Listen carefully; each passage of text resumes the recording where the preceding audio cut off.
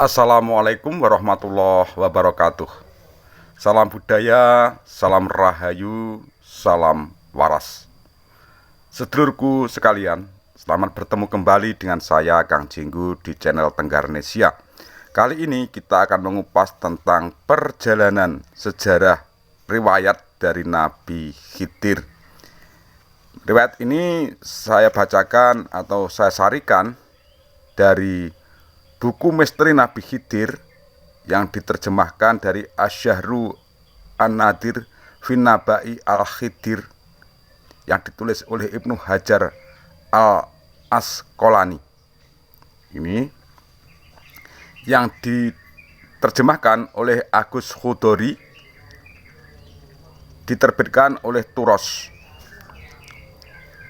Bagaimana kisahnya nanti akan saya sarikan, dan bagi panjenengan yang baru menemukan channel Tenggarnesia ini, saya mohon untuk memberikan subscribe, like, dan juga komen.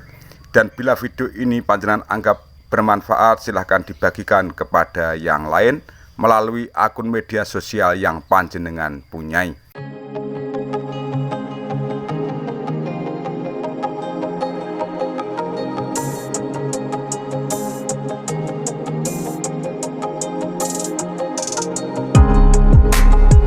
Saudaraku sekalian, ada beberapa pendapat berkaitan dengan garis keturunan Nabi Khidir. Yang pertama, pendapat yang mengatakan bahwa Khidir adalah putra Nabi Adam alaihissalam yang tercipta dari tulang sulbinya. Pendapat ini diriwayatkan oleh Daruqutni dalam kitab Al-Afrod dari jalur Rawat bin Jarrah. Ia memperoleh kisah ini dari Muqatil bin Sulaiman dari Ad-Dahak yang bersumber dari Ibnu Abbas radhiyallahu anhu. Kedua, pendapat yang menyatakan bahwa Nabi Khidir adalah anak dari Qabil, putra Nabi Adam. Pernyataan ini dikatakan oleh Abu Hatim As-Sijistani dalam kitab Al-Mu'amarin. Ia mengatakan, kami mendapatkan kisah ini dari guru-guru kami, salah satunya Abu Ubaidah. Kemudian Abu Hatim menyebutkan riwayat yang menyatakan bahwa Khidir adalah putra Qabil. Riwayat ini setidaknya, riwayat ini bisa dikatakan mu'dal ya. Abu Hatim As-Sijistani menambahkan keterangan bahwa nama asli Khidir adalah Khodirun.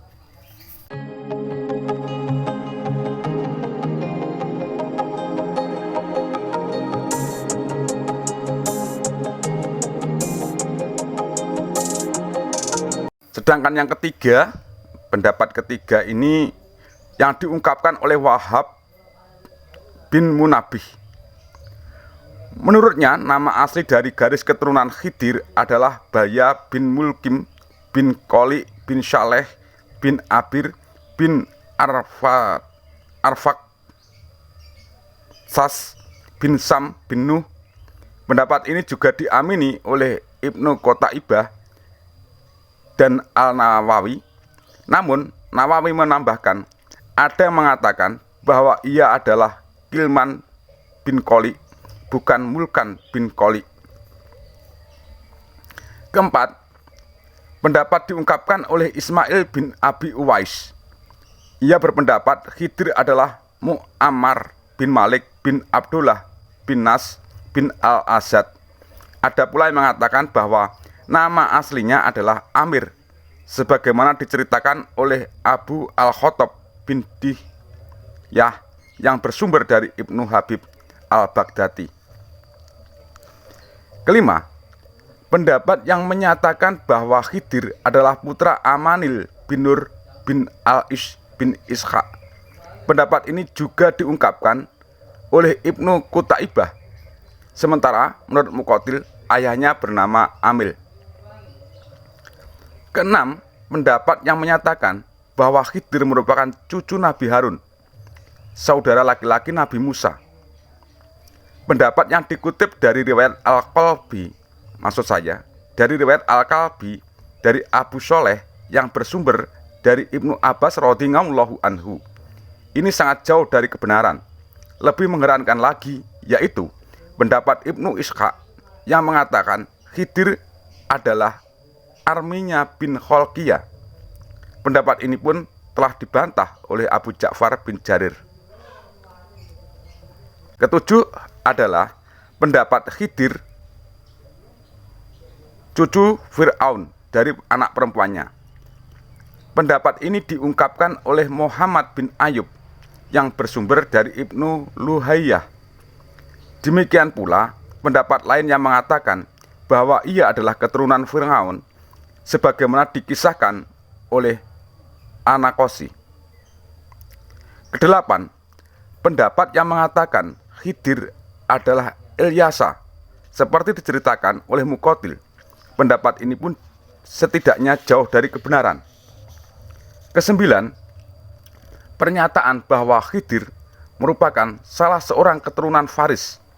Pendapat ini diungkapkan oleh Ibnu Sa'udzab yang diriwayatkan oleh At-Tabari dengan kualitas mata rantai periwayatan jayyid atau bagus, berasal dari riwayat Damrah bin Robi'ah yang bersumber dari Abu Sa'udzab.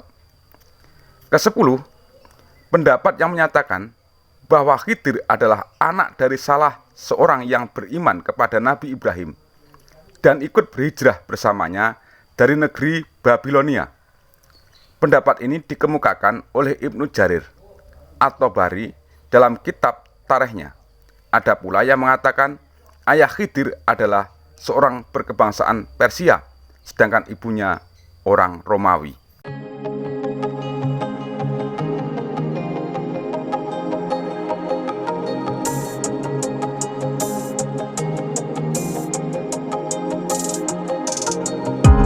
Sedulurku yang berbahagia, dalam kitab Sahih Al-Bukhari dan Sahih Muslim disebutkan tentang asal-usul nama Khidir.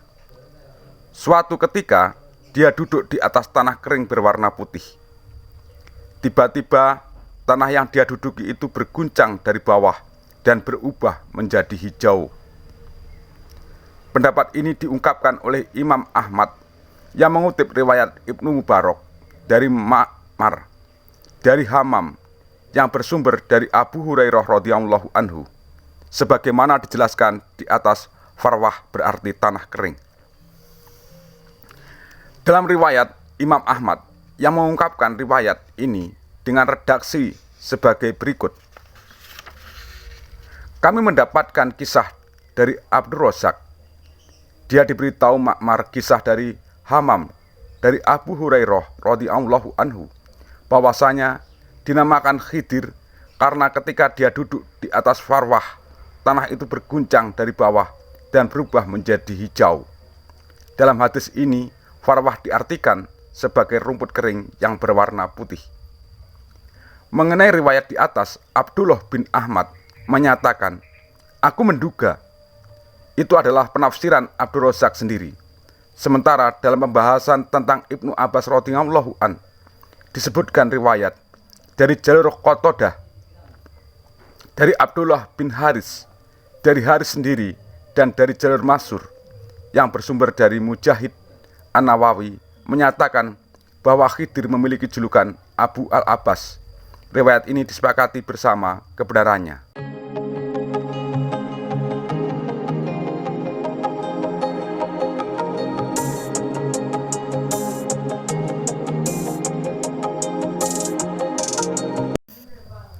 Sedulurku, dalam perbincangan tentang Nabi Musa dalam Al-Quran, Allah menceritakan kisah Nabi Khidir.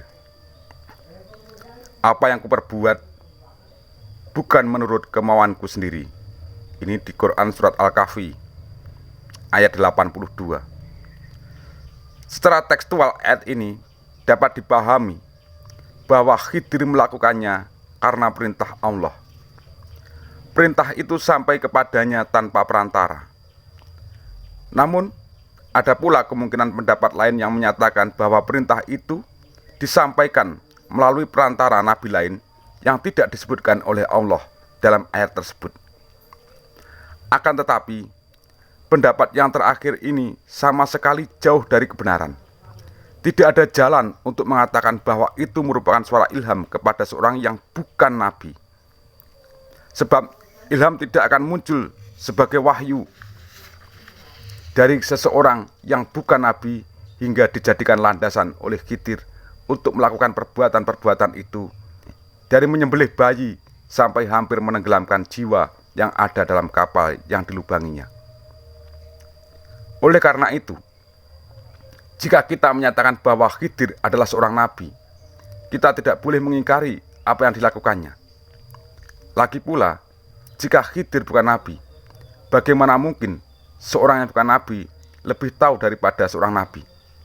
Sementara dalam sebuah hadis sahih, Nabi Muhammad SAW pernah bersabda bahwa Allah Subhanahu wa Ta'ala berkata kepada Musa, "Tetapi dia adalah hambaku, Khidir." Lantas bagaimana mungkin seorang Nabi Musa menjadi pengikut orang yang bukan nabi? Berkaitan dengan hal ini, As-Salabi menyatakan Khidir adalah seorang nabi. Demikian itu tak terbantahkan.